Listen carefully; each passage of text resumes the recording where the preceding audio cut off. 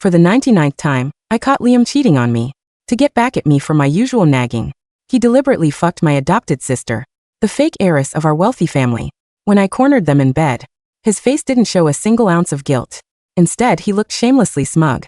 Harper, he sneered, your sister tastes a hell of a lot better than you ever did. In my past life. Hearing those exact words caused me to have a total mental breakdown. I tore the room apart like a raving lunatic and leaked their filthy sex photos to the press, blasting them to the whole damn world. Unable to take the public humiliation, Liam finally divorced me. My biological parents, treating me like the ultimate disgrace, coldly kicked me out of the house. I thought hitting rock bottom would make me stronger, but reality beat the living shit out of me. Having grown up feral in a dirt-poor trailer park for 18 years, before my real family brought me back, I had zero survival skills in the upper-class world. With the Sterling family mercilessly crushing whatever job prospects I had, I starved on the streets and died of stomach cancer a few years later. Meanwhile, that fake bitch Chloe married Liam, parading around as a highly respected high-society wife. And me, the discarded ex-wife, became the laughingstock of Manhattan. But then I opened my eyes and I was right back on the very day he was rolling in the sheets with the fake heiress Harper. What the hell are you waiting for? Bust the door down and see who the slut inside is. My mother urged frantically from behind me, faking a panicked expression, as if she actually gave a fuck about my feelings. But thinking back, it was obvious. This whole catching them in the act bullshit was a setup, orchestrated by the two of them. In my past life, I was supposed to be on vacation. My mother purposely tipped me off, igniting a raging fire in my chest. I rushed home, barged in and threw punches. In the chaos, Liam aggressively shoved me, causing a miscarriage I didn't even know I was having. Though my mother acted heartbroken, she didn't call 911 immediately. Under her deliberate negligence, I lost my baby, lost my marriage, and lost the only leverage I had to survive. I squeezed my burning eyes shut, forcing down the suffocating pain in my chest, simply turned around to walk away. In this life, I had it all figured out. Fuck love. Love doesn't mean shit. Cold, hard cash is the only thing that matters. Seeing me walk away like I couldn't care less, my mother's eyes flashed with shock. Gritting her teeth, he completely dropped the act, lunged forward and kicked the bedroom door wide open herself. A high-pitched scream erupted from the bed. Chloe frantically yanked the blanket over her naked chest, crying heavy, pathetic tears. Mom, I was just so drunk. I swear I didn't mean to. My mother pretended to be mortified, pointing a trembling finger at Chloe's head, screaming and crying her lungs out. Liam wasn't panicked at all. He leisurely grabbed his Hermes belt, pulled it up and lit a damn cigarette right there.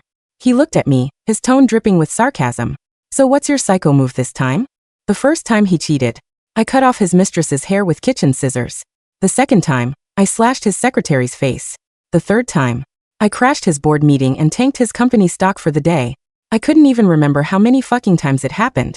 I only remembered my throat bleeding from screaming, and my face twisted like a demon's. Everyone in our social circle looked at me like a circus freak, sneering, look out. The crazy bitch is on the hunt again. Yet Liam just pushed the boundaries further every single time. But in this life, I was completely fucking over him. I just wanted a comfortable, peaceful life. Suddenly, with a loud thud, Chloe dropped to her knees in front of me, looking terrified. Harper, it's all my fault. Don't blame Liam. Please just take it all out on me. She looked so incredibly innocent, so pitiful, sacrificing herself to protect a man. Right on cue, Liam's face softened at her words, and his glare at me darkened. Harper, this was my if. We're done here. I'm taking off. Got a brunch date with the girls, and I'm gonna be late. I cut him off, my voice deadpan without giving him a chance to finish. I pretended not to see the stunned, the headlights look on Liam's face and just walked out. My mother panicked, but by the time she chased after me, my Maserati was already pulling out of the driveway, leaving her standing there, jaw practically on the floor. No one expected me to give exactly 0 fucks.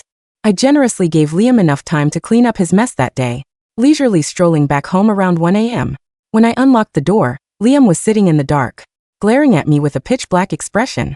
Where the hell have you been? I called you a dozen times. I paused midway answering fluidly, shopping at 5th Avenue with some friends. Liam looked at me like I grew a second head. His calculating eyes scoured my face. He expected me to be crying, breaking shit, or maybe even threatening to kill myself. The absolute last thing he anticipated was me doing absolutely nothing and having a chill day out. What kind of sick game are you playing now? He demanded. Chloe is your sister. God damn it, if you have any shred of decency, don't you dare hurt an innocent girl. I shook my head, my voice irately calm. She's my sister. I'm not gonna do shit to her. Pausing, I remembered the plot and kindly reminded him she's probably sick to her stomach from the scare. You should go check on her tomorrow. A dead suffocating silence fell over the penthouse. Liam's voice sounded like it was being forcefully squeezed through his throat. You're telling me to go see her? I knew exactly why he was mind blown. In the past, I wouldn't just refuse to let him see other women. If I saw him speaking to a female cashier, I would interrogate him like a psychotic FBI agent. For 3 days straight. Looking back, I was fucking unhinged. Suddenly my wrist was gripped violently. Liam stared at me extremely bewildered, his voice actually trembling a bit. Harper, what the fuck is wrong with you? I casually brushed his hand off, maintaining my cool. Nothing's wrong. Stop overthinking it. I had been walking around in heels all day and I was dead tired. Not to mention I had a baby growing inside me. Liam trailed behind me, his face turning an ugly shade of green. Just as his hand reached out to grab me again, my phone started blasting. When I answered, my mother's hysterical wails pierced my eardrum. Chloe tried to kill herself. Those naked photos of them got leaked online by someone, and she had a breakdown and swallowed a bottle of pills. Liam's head snapped toward me, his eyes turning murderous. I paused. I definitely pulled a stunt like that in my previous life. But what did that have to do with me this time? Before I could even explain, he grabbed my arm and dragged me to his car, completely ignoring my struggles. When we arrived at the hospital, my mother literally dropped to her knees in front of me, her face plastered with the desperation of a loving mother. Harper, I am begging you. Give Liam to your sister, please. She's just too fragile, too pitiful. Looking at my mother's shameless, blatant favoritism, a sharp ache hit my chest. Who was the fucking pitiful one here? I was swapped at birth and grew up fighting for scraps in a trashy, backwards town. At 4, I climbed on milk crates to cook over a greasy stove. And if the food wasn't perfect, my hillbilly foster mom slapped me across the face. At 12, they pulled me out of school to work at a dirty textile mill. My fingers got crushed by a machine, leaving a permanent scar. But on the very day my real billionaire family brought me back, my mother looked at me with visceral disgust, questioning me over and over. Is she really our biological daughter? Why does she look so trashy? Pulled out of my memories by my mother's loud sobbing, I slowly shifted my gaze to Liam, only to find him staring at me unblinking, as if waiting with bated breath for my answer. I smirked and looked back at my mother. Sure thing, except for the marriage certificate, which she can't have. Liam is free to stay by Chloe's side forever for all I care. My mother's hysterical expression instantly froze. Liam, however, stepped toward me, aggressively, grabbing my shoulders and shoving me against the hospital hallway wall. You do some fucked up shit, and then you use me to pay off your debts. He roared, his voice bouncing off the walls, cracking with a weird choked emotion at the end. What the fuck am I to you, Harper? Looking into his bloodshot eyes, I was genuinely confused. Isn't this exactly what you wanted? Liam had always despised our arranged marriage, acting like I was a vulgar, uneducated peasant. Even though he put a ring on it, he never stopped fucking around, with a revolving door of supermodels outside. So why was he acting like a wounded animal? Now, free novel watch first pin video. I stared at Liam, my back pressed against the cold, sterile hospital wall. His grip on my shoulders was bruising, but I didn't wince. I just looked at him like he was a stranger. Because to me, the man I used to love had died in my past life somewhere between the trailer park and the freezing Manhattan streets, where I took my last breath. What are you to me? I repeated his question, rolling the words around in my mouth like a bitter joke. You're my ATM, Liam. My safety net. My legally bound financial partner. What else did you think you were? My soulmate. I let out a dry, humorless laugh. Don't flatter yourself. His jaw clenched so hard I thought his teeth might shatter. The smug, untouchable bastard who had lit a cigarette while naked in bed with my sister was completely gone, replaced by this frantic, unhinged man who looked like he was losing his goddamn mind. You're lying, he hissed, his breath hitching. You leaked those photos. You drove her to this to punish me. Admit it. I violently shoved his hands off me. I didn't leak shit. But since you're so convinced, let's call the cops. Let's get a cybersecurity team in here to track the IP address of whoever posted those pictures. I guarantee you it wasn't from my phone. Liam froze. The absolute certainty in my voice made him hesitate. Think about it, Liam, I sneered, fixing my jacket. If I wanted to ruin you, I wouldn't just post a few blurry ass shots on Twitter. I'd take the photos straight to the board of directors and sink your shares before the market opened. Whoever leaked those photos wanted sympathy. They wanted a scandal that painted me as the villain and her as the tragic victim.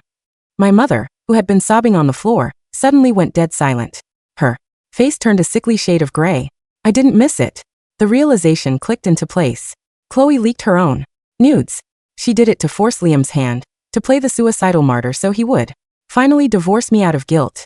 It was a pathetic, desperate move, but exactly the kind of trashy soap opera bullshit my fake sister thrived on. You look into that IP address, Liam, I said coldly, turning on my heel. And when you find out your precious little victim is the one who orchestrated her own cyberbullying, don't come crying to me. Oh, and Mom.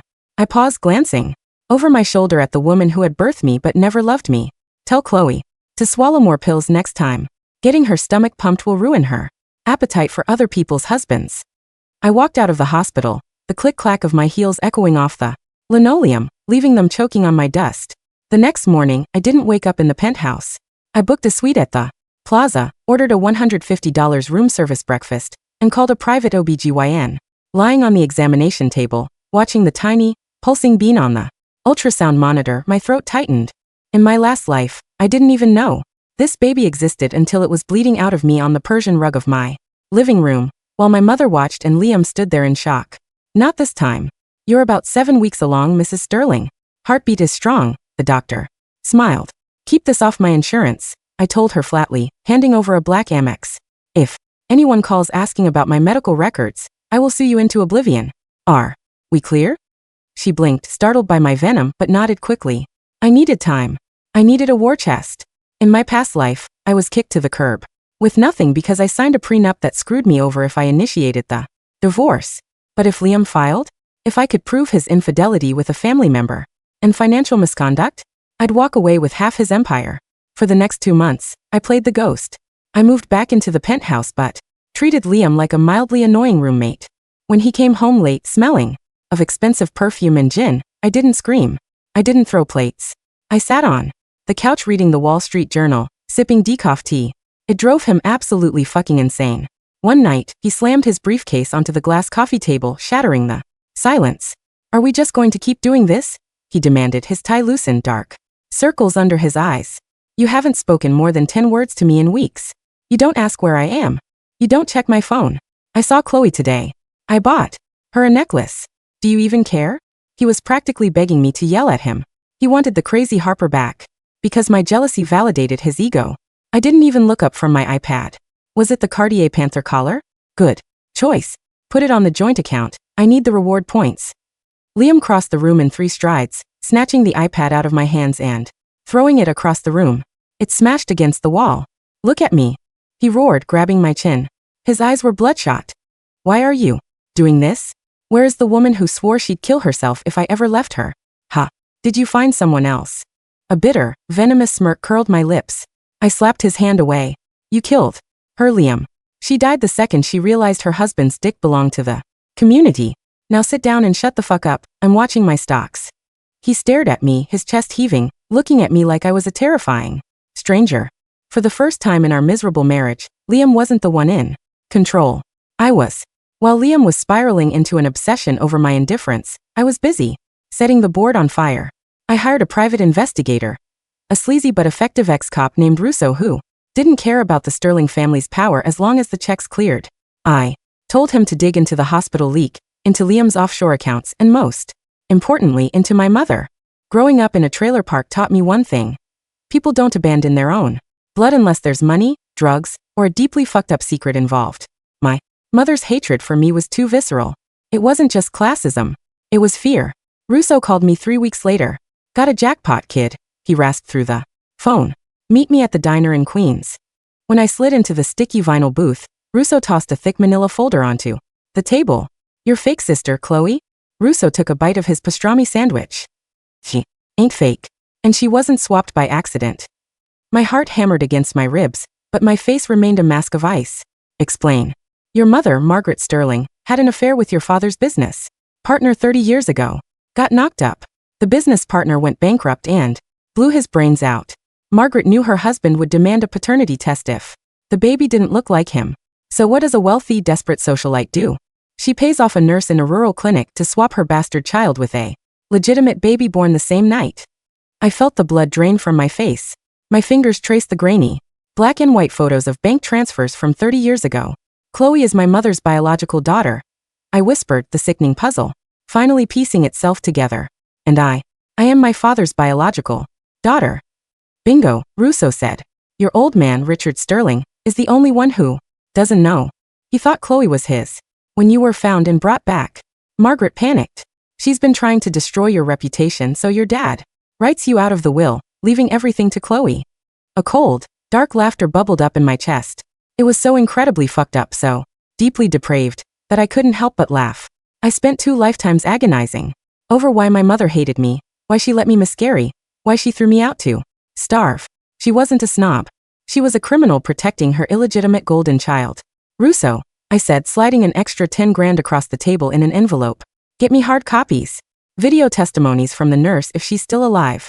I want DNA proof. I want the fucking works. What are you gonna do with it?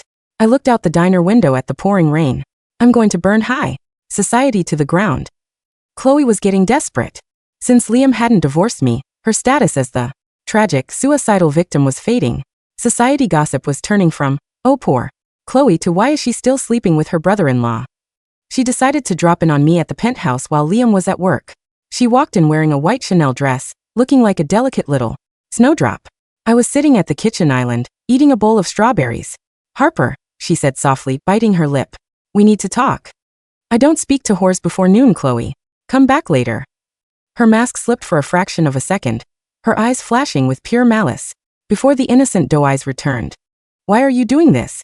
Liam doesn't love you. He's miserable. He stays at the office every night because he can't stand to look at you.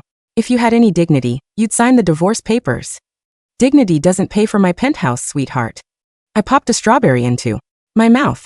Besides, if he wants a divorce so badly, he can file. But he won't. Will he? Because he knows I have the photos of you two fucking, and New York is a no-fault state, but infidelity clause in our prenup means I take 50% of his shares if he's the one caught cheating. Chloe's hands balled into fists. You're a greedy gutter trash bitch. You don't belong in our family. Mom is right. You smell like the trailer park. I stood up slowly, the knife I used to cut the strawberries still in my hand. I didn't point it at her, but the way the sunlight glinted off the steel made her take a step back. Your mother, I said, leaning in so close I could smell her expensive, nauseating perfume, is going to wish she had drowned you in the bathtub when she had the chance. Chloe sneered. You're psychotic. Suddenly the front door clicked open. Liam walked in, looking exhausted. Chloe instantly burst into tears, dropping to her knees and clutching her stomach. Liam, she wailed. She threatened me. She pulled a knife on me. Liam rushed over, his eyes darting from the crying Chloe on the floor to me, standing calmly at the counter with the fruit knife. In my past life, this was the exact kind of setup where I would have screamed, lunged at Chloe, and ended up getting shoved to the floor. I just sighed, turned on the faucet, and washed the knife. Did she? Liam asked Chloe, his voice eerily calm. Yes. Look at her, she's crazy. You have to lock her up, Liam. Throw her out. Liam slowly stood up. He didn't look at Chloe. He looked at the ceiling corner. Harper installed hidden cameras in the living room and kitchen 2 months ago. Chloe, I saw the feed on my phone. Chloe choked on her fake tears. The silence in the room was deafening. Liam looked down at the woman he had cheated on me with, his expression morphing into pure disgust. You came into my house, antagonized my wife, and tried to frame her. Get the fuck out. Liam, I said get out. He roared, his voice shaking the crystal chandelier. Chloe scrambled to her feet, her face red with humiliation, and ran out the door. Liam stood there, running a hand through his hair. He looked at me, a pathetic, broken sort of hope in his eyes. I defended you. You saw that, right? I didn't believe her. I dried my hands on a towel. Do you want a fucking medal, Liam? You kicked out your mistress. Husband of the year. I broke it off with her, he said, taking a step toward me. Weeks ago. Harper. I don't know what's happening to me. I hate coming home to a ghost. I hate that you don't look at me. I'll do anything. Let's start over. He reached out to touch my stomach. My instinct was to flinch, but I stood still. I'm pregnant, Liam, I said flatly. The air left his lungs. He stumbled back a step, his eyes wide, tearing up. You a baby? We're having a baby. A massive, foolish grin broke across his face. He looked like a man who had just been handed salvation. Harper, oh my God. This changes everything. I'll be better. I swear to God, I'll be the father this baby deserves. I looked at his teary, joyful eyes and felt absolutely nothing. Good, I said smoothly. Then you'll transfer 15% of your company shares into a trust fund for the baby, under my absolute control as the trustee, tomorrow morning, to prove you mean it. He didn't even hesitate. Yes, done. I'll call the lawyers right now. Hook, line, and sinker. 5 months later, my belly was swelling, safely wrapped in custom silk maternity gowns. My bank accounts were overflowing, and Liam was acting like a reformed saint, trailing after me like a whipped dog. He thought the baby had saved our marriage. He thought I had forgiven him. But a tumor doesn't go away just because you stop looking at it. You have to cut it out. The annual Sterling Family Charity Gala was the biggest event of the Manhattan social season. My father, Richard Sterling, a stern but ultimately clueless billionaire, was hosting it at the Waldorf Astoria. The entire elite circle was there, dripping in diamonds and hypocrisy. My mother had been avoiding me, terrified by the rumors that I had gained control over a massive chunk of Liam's wealth. But tonight, she had a plan to ruin me. I knew she did. Midway through the evening, the ballroom went quiet as my mother took the microphone on the grand stage. Chloe stood beside her, wearing a stolen diamond tiara, looking like the perfect heiress. Thank you all for coming, my mother announced, her voice dripping with fake warmth. Tonight is about family. And sadly, it is also about honesty. It breaks my heart, but I must protect the Sterling name.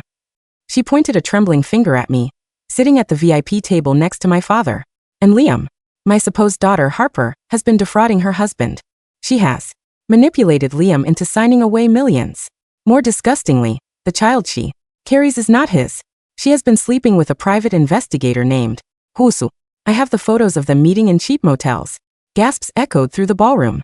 The socialites covered their mouths, hungry for the scandal. My father looked shocked. Liam stiffened, his face going pale. As the crowd stared at him, the ultimate cuckold. Harper. Liam whispered, his voice trembling.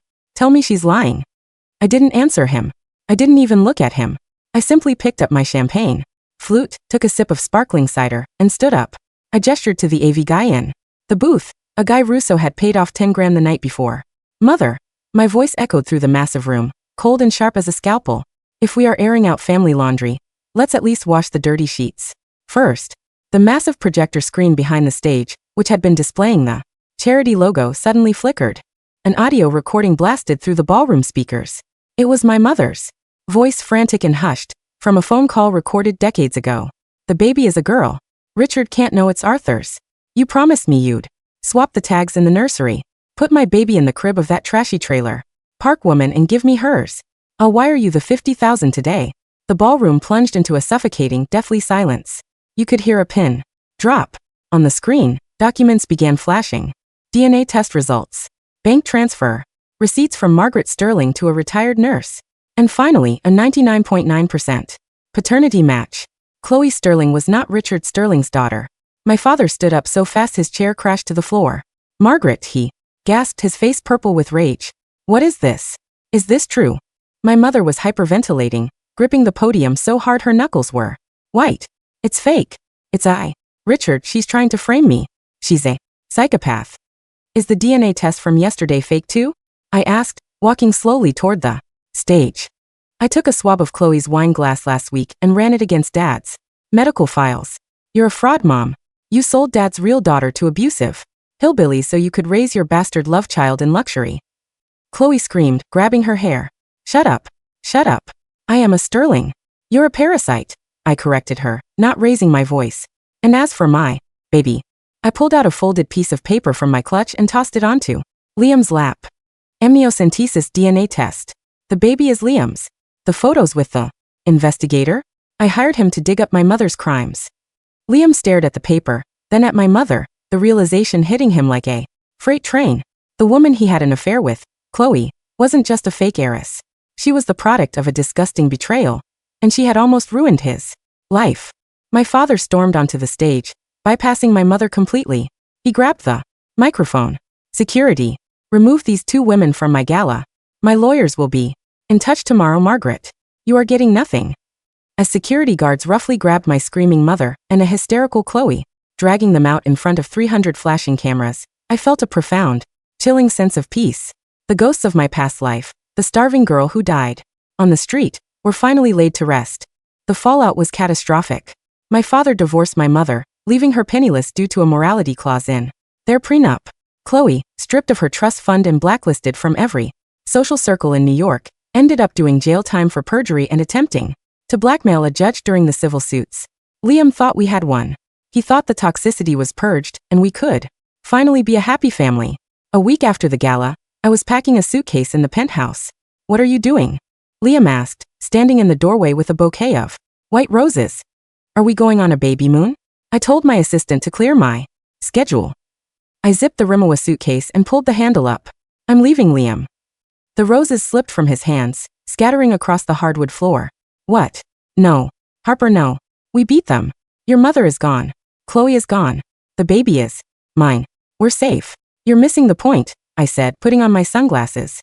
"I didn't destroy them so you and I could live happily ever after. I destroyed them so nobody could ever use me as a doormat again. That includes you." "I changed," he yelled, his voice cracking, tears spilling down his cheeks. He dropped to his knees, wrapping his arms around my legs. The arrogant billionaire, reduced to a weeping mess. "I haven't looked at another woman in months. I gave you half my company. I love you. Please, Harper, don't take my child away from me." I looked down at him, feeling absolutely zero empathy. "You didn't change, Liam. You just got scared," I said quietly, prying his fingers off my legs. "You loved the pathetic, screaming wife who begged for your attention. You only became obsessed with me when I stopped giving a shit about you. You don't love me. You love the chase." I handed him a thick manila envelope. "Divorce papers. I'm taking the 50% you transferred to the trust, the liquid assets, and full custody. You can have supervised visits every other weekend. If you fight me in court, I will leak the financial discrepancies Russo found in your offshore accounts, and the SEC will throw you in federal prison." He looked at the envelope like it was a bomb. He couldn't speak. He was choking on his own sobs. "Goodbye, Liam. You're right. My sister tastes a hell of a lot better. I hope the memory keeps you warm at night." I walked out of the penthouse without looking back. 5 years later, the Mediterranean sun was blinding as it reflected off the azure waters of the Amalfi Coast. I lounged on the deck of my 90-foot yacht, a chilled glass of sparkling water in my hand. "Mommy, look." A little boy with dark curly hair and bright, intelligent eyes ran across the teak deck holding a seashell. "Leo, my son. He was the only thing in this world I truly loved, and I had raised him far away from the toxic wasteland of Manhattan high society." "It's beautiful, baby," I smiled, kissing his forehead. My assistant, a sharp-witted woman named Elena, stepped onto the deck holding a tablet. "Miss Sterling, the quarterly reports for Vance Sterling Acquisitions are in. Your net worth just broke the $2 billion mark." "Excellent," I murmured. "What's the news from New York?" Elena hesitated, then swiped the screen. "Liam's company officially filed for bankruptcy this morning. Ever since you took half his assets, he spiraled. Drinking, gambling. He stepped down as CEO 2 years ago. The tabloids say he lives in a 1-bedroom apartment in Brooklyn now.